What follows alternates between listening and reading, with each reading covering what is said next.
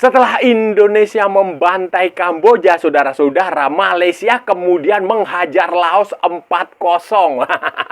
Ya, kakak adik selalu begitu memang. Dan feeling saya, saudara-saudara, feeling saya nanti Indonesia dan Malaysia bakal ketemu di semifinal. Kemungkinan sih Indonesia juara grup A, Malaysia runner up grup B. Karena Malaysia masih akan melawan ke kandangnya Thailand. Nah, kira-kira gimana, saudara-saudara? Halo saudara-saudara, jumpa lagi dengan komentator gadungan di sini. Dengan komentator yang gadungan.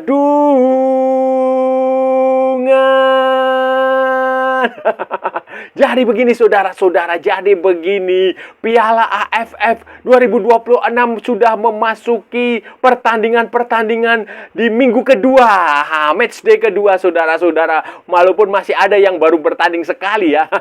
Dan hasilnya ya baguslah. Indonesia sebelumnya menghajar Kamboja 5-1 lewat hat-trick Mitchell Baker saudara-saudara. Gokil. Usia 19 tahun, yang penting Mitchell Baker tidak disuruh pulang ke Indonesia, itu aja. Kalau nanti dia sudah pulang ke Indonesia ya sudah nggak gokil lagi. Kemudian setelah itu saudara-saudara, di pertandingan hari Selasa saudara-saudara, itu Malaysia kedatangan Laos. Nah, setelah Malaysia menang lawan Myanmar di pertandingan pertama, comeback menang 2-1. Kemudian Malaysia kedatangan Laos di pertandingan kedua saudara-saudara, dan hasilnya ya Laos lah gitu. Laos di pertandingan pertama dibantai Thailand 5-0 saudara-saudara. Nah, dan ketika bertemu dengan Malaysia, Laos dibantai 4-0 saudara-saudara. Paulo Josue Hendrik mencetak gol, kemudian Wan Kusain juga mencetak gol. Satu lagi adalah own goal lah, dihitung sebagai own goalnya Fing Sai, Fing Kai, pemain Laos. Dan dengan hasil ini saudara-saudara, untuk sementara Malaysia memuncaki, berada di puncak klasemen di klasemen di grup B saudara-saudara. Malaysia ada di posisi pertama dengan 6 poin ya, karena memang Thailand baru bertanding 1 kali kan, poinnya 3. Kemudian yang cukup mengejutkan saudara-saudara, Myanmar ini berhasil mengalahkan Filipina. Nah, setelah Myanmar kemarin di pertandingan pertama dikalahkan Malaysia, kemudian Myanmar bangkit di pertandingan kedua, rising up. Ya pokoknya bangkit lah dia. Kemudian di pertandingan kedua mengalahkan Filipina, yang sebenarnya saya prediksi Filipina akan menjadi kuda hitam di sini, tetapi ternyata Myanmar tampil lebih bagus dan mampu mengalahkan Filipina, main di kandangnya Filipina saudara-saudara. Karena itu sekarang posisi pertama di klasemen grup B ini adalah Malaysia di posisi atas, kemudian Thailand, kemudian Myanmar, dan Filipina saudara-saudara. Sementara di grup A-nya saudara-saudara itu ada Singapura yang 2 pertandingan meraih 2 kemenangan,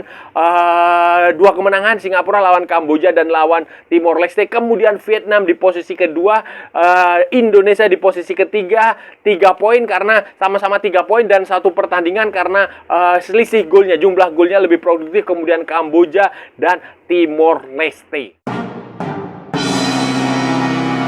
Laos ini saudara-saudara, Tan Cheng Ho tampil dengan squad, dengan formasi, dengan starting line up yang tidak berbeda jauh dengan pertandingan pertama, dengan pertandingan melawan Myanmar. Di situ saudara, Mahamadou Soumaré, kemudian Syafiq Ahmad, Paulo Josue Hendrik, Sergio Aguero tetap masuk starting line up. Pavitran Rodney, kemudian Ruven Tiran juga tetap mendapatkan kesempatan bermain, dan hasilnya ya pertandingannya bagus sih sebenarnya saudara-saudara. Kalau mungkin Malaysia agak sedikit beruntung ya, agak ada faktor beruntung, mungkin bisa lebih dari 4 gol kalau saya lihat. Ya mirip kemarin kayak Indonesia melawan Kamboja, itu juga sama. Indonesia lawan Kamboja itu kalau agak sedikit beruntung mungkin bisa lebih dari 5 gol. Tetapi ya buat apa pesta banyak-banyak gol saudara-saudara dalam pertandingan fase grup saudara-saudara, nggak ada pengaruhnya. Yang penting itu kemenangan. Menang berapapun skornya itu sama saja. Yang penting itu menang, karena yang dihitung pertama adalah poin, tentu saja ya. Poin. Skorkah Anda nanti menang 7-0 kayak Vietnam kemarin lawan Timor Leste? Timor Leste ya, itu kalau nanti pada akhirnya dia cuma kalah, kemudian kalah lagi ya, buat apa dengan tim yang lain? Jadi, skor itu penting, tetapi bukan yang utama. Yang paling penting adalah kemenangan. Yang penting menang. Dan dengan 2 kemenangan yang didapatkan ini ya, otomatis peluang terbesar Malaysia untuk lolos ada, saudara-saudara, lolos ke semifinal. Karena seperti yang kita bicarakan sebelumnya, Malaysia ini nanti tantangan paling berat itu ada di Thailand. Mereka akan bermain away ke Bangkok, dan disitulah tantangannya. Dan prediksi saya sih kalah. Prediksi saya kalah di situ ya.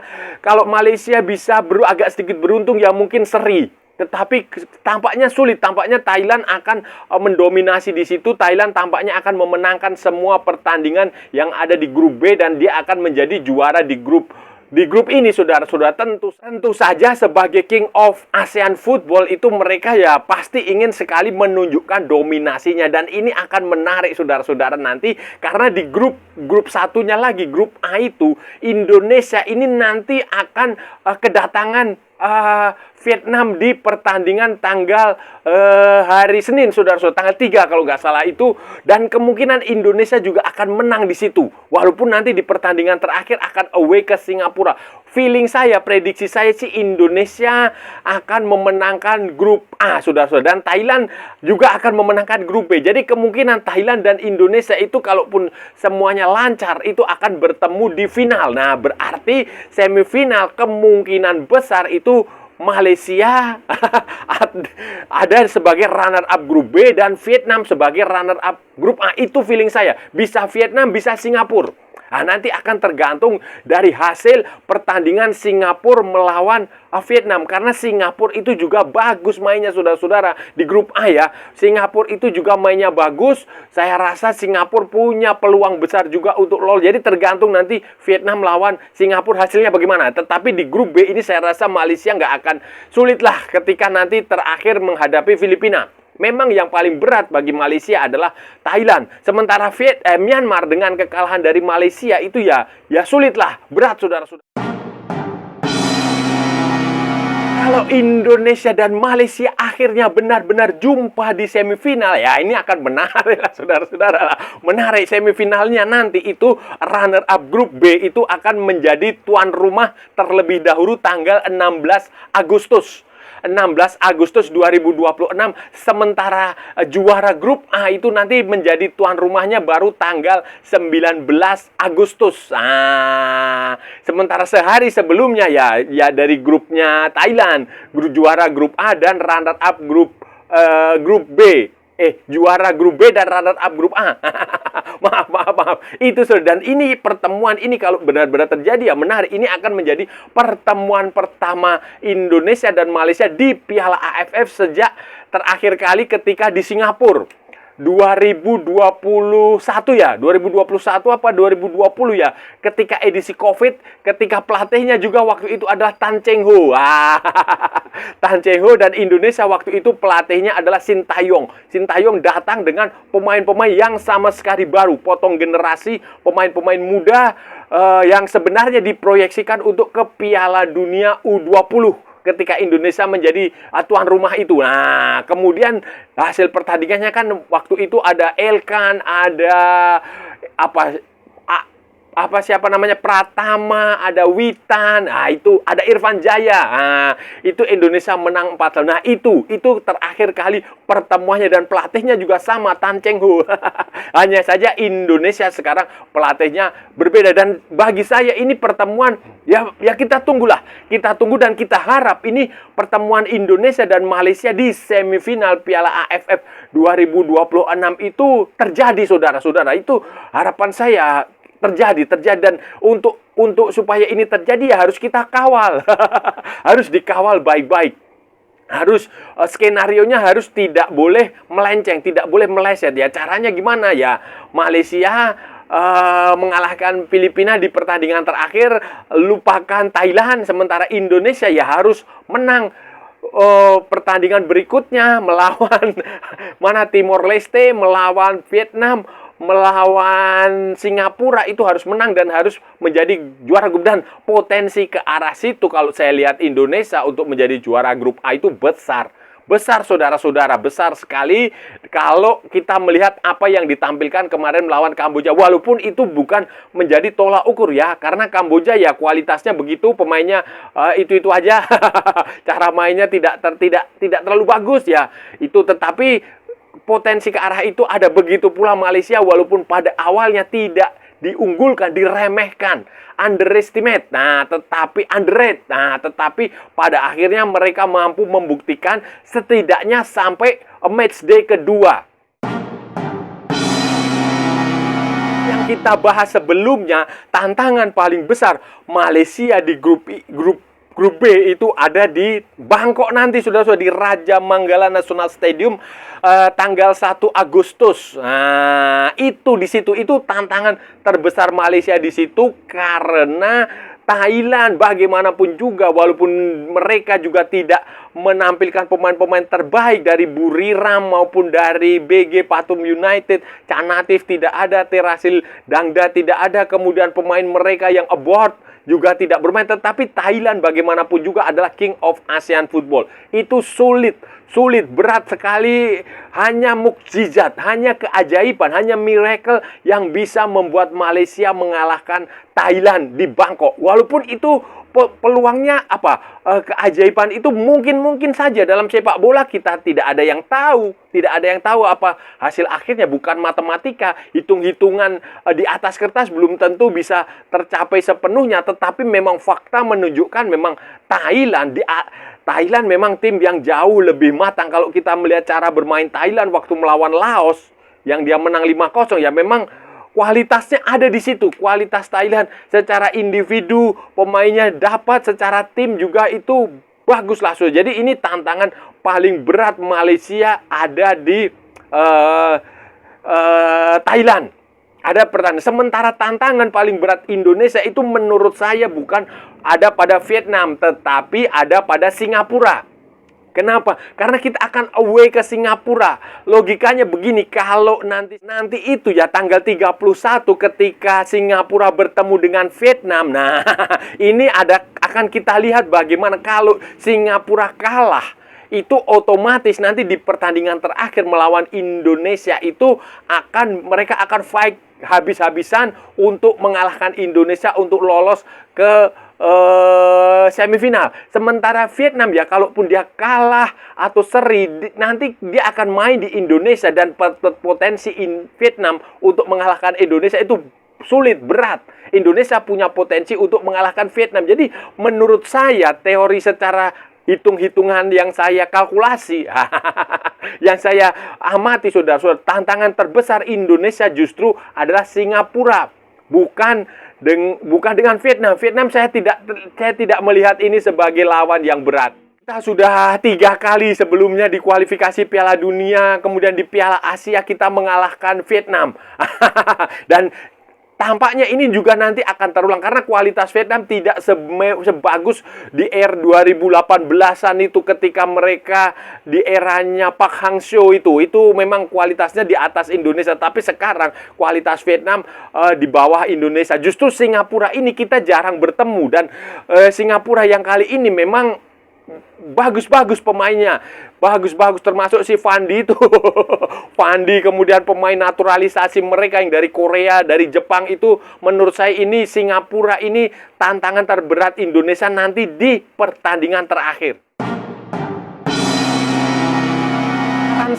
Saran saya nanti kalau Indonesia dan Malaysia benar-benar bertemu di semifinal, santai aja, nggak usah terlalu dibawa ke dalam hati, nggak usah dibawa melebar keluar sepak bola. Ini hanya sepak bola aja, pertandingan 90 menit, nanti kalau masih seri ya perpanjangan waktu, adu penalti, itu aja. Nggak usah dibawa-bawa soal macam-macam lah, soal urusan-urusan di luar itu. Ya memang sih ID card Malaysia itu memang lebih bagus, lebih baik daripada ID card Indonesia. MyCard namanya, itu lebih canggih, lebih baik dari KTP Indonesia. Bayangin aja KTP Indonesia itu ya, katanya di situ ada chipsnya, ada data diri biometrik dan lain-lain. Tetapi kita ngurus dokumen masih harus fotokopi. Ya begitulah kalau negara yang korupsi sudah menjadi budaya, itu selalu saja diakalin. By the way, kembali lagi ke bola. Ya itulah. Jadi itu saudara-saudara. Jadi kalau Indonesia dan Malaysia benar-benar bertemu, santai aja. Nggak usah terlalu intimidatif. Nggak usah terlalu arogan. Nggak usah terlalu nyerang. Nggak usah terlalu sesumbar. Biasa aja, anggap aja ini sepak bola, kita nikmati pertandingannya, bukan rusuhnya, bukan nanti Malaysia datang naik barakuda atau apa. Janganlah, biasa aja, santai aja kita sambut mereka. Kita 90 menit aja, rivalitas itu 90 menit aja. Selepas itu ya sudah, kita kembali lagi seperti manusia, karena besok harinya kan juga kita masih harus kerja, cari duit, cari makan. Bukan hanya berhenti pada rivalitas. Dan ini hanya level AFF ya. Sekali lagi ya, saya tekankan, ini hanya level AFF, tidak bermakna apa-apa selain hanya mendapatkan piala dan gengsi aja, dan pamer kesuksesan bagi pejabatnya. Mungkin nanti bisa menaikkan elektabilitas, tingkat kepuasan approval ratingnya Prabowo. Mana tahu kalau juara AFF kan sekarang approval ratingnya Prabowo kan turun tuh. Kehilangan 30% kepercayaan masyarakat. Ya mana tahu nanti dengan juara Piala AFF approval ratingnya, kepuasannya meningkat kembali lagi, kan mana tahu. Jadi itu aja, di AFF itu maknanya hanya di situ saja. Secara FIFA itu nggak ada apa-apanya, poinnya juga kecil. Kemudian lolos ke Piala Dunia juga belum tentu, ikut Piala Asia juga nanti ada kualifikasinya sendiri. Jadi ya nikmati saja pertandingannya, nikmati saja game plan-nya, pelatihnya, adu taktiknya bagaimana, pemainnya bermain di lapangan bagaimana. Itu aja, karena ini sepak bola. Dan saya rasa udah cukup ya saudara-saudara pembahasan kita kali ini. Tadi kita bicara panjang lebar dari A sampai Z, dari barat sampai ke timur, dari utara sampai ke selatan, dari Sabang sampai Merauke, dari Plorote sampai Pulau Miangas, dari New York sampai San Francisco, dari London sampai Istanbul, dari Zimbabwe sampai Vanuatu, dari Santa Fenang sampai kota Kinabalu. Semua sudah kita ulas, semua sudah kita cakap, semua sudah kita bacotin, semua sudah kita gibahin, semua sudah kita cangkeman saudara-saudara, secara bebas. Yang penting sopan.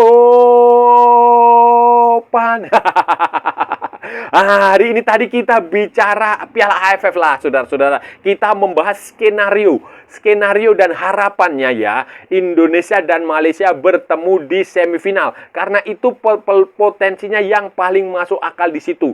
Malaysia walaupun sekarang dia menjadi juara grup B ya, dan Indonesia masih ada di peringkat ketiga grup A, itu konfigurasinya masih akan berubah karena Indonesia baru memainkan satu pertandingan dan nanti hari Senin akan bertemu Vietnam, sementara Malaysia itu nanti tanggal 1 itu masih akan bermain melawan Thailand di Bangkok. Dan potensi Bangkok, Thailand mengalahkan Malaysia itu lebih besar, saudara-saudara, besar sekali dibanding peluang chance-nya Malaysia untuk mengalahkan Thailand. Jadi ada kemungkinan Malaysia kalah dari Thailand, kemudian nanti di pertandingan terakhir Malaysia menang lawan Filipina. Kalau itu yang terjadi ya potensial Malaysia akan menjadi runner up di grup B. Sementara Indonesia potensial mengalahkan Timor Leste nanti tanggal 31, kemudian tanggal 3 nanti potensial mengalahkan Vietnam. Dan kalau itu terjadi ya pertandingan terakhir melawan Singapura, karena kita unggul selisih gol itu mau cukup seri saja, kita sudah bisa menjadi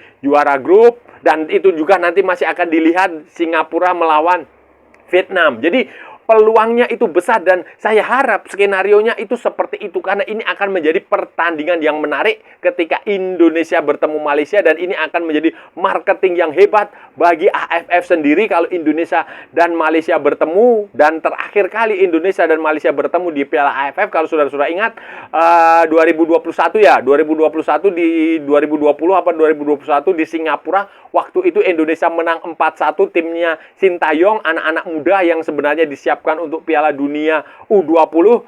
pelatihnya Malaysia waktu itu Tan Cheng Ho yang kebetulan sekarang melatih Malaysia lagi setelah Peter Slamovski pergi. Nah, jadi ini akan menarik saudara-saudara. Saya harap pertemuan Malaysia dan Indonesia benar-benar terjadi di Piala AFF 2026 di semifinal. Dan kalaupun itu terjadi ya santai aja, nikmati aja pertandingannya, nggak usah melebar kepada hal-hal lain, hal-hal politik, sosial, budaya, ekonomi dan macam-macam. Nggak perlu, ini hanya urusan bola saja. Dan saya rasa sudah cukup ya pembahasan kita kali ini. Kalau ada salah-salah ya mohon maaf. Namanya juga gadungan saudara-saudara, wajar kalau gadungan itu salah. Tapi kalau benar berarti sebuah kebenaran. Kalau saudara-saudara merasa channel ini bermanfaat, berguna, menghibur, menginspirasi, silahkan like, share, and subscribe. Tapi kalau tidak, saudara-saudara abaikan saja. Skip, jangan ditonton, tetapi jangan nyampah. Jangan membuat komentar-komentar yang menghina, menghujat, melecehkan, merendahkan orang maupun negara lain. Santai aja, ini hanya bola. Kita cari teman, bukan cari musuh. Ikuti juga akun media sosial komentator gadungan, ada di Instagram, ada di Facebook, dan ada di TikTok yang bukan TikTok Shop, saudara-saudaraku semuanya. Oke, sampai bertemu lagi di edisi-edisi berikutnya dengan tema-tema yang jauh tidak bermanfaat, dengan tema-tema yang jauh tidak berguna, dengan tema-tema yang jauh lebih membagongkan. Salam olahraga dan merdeka.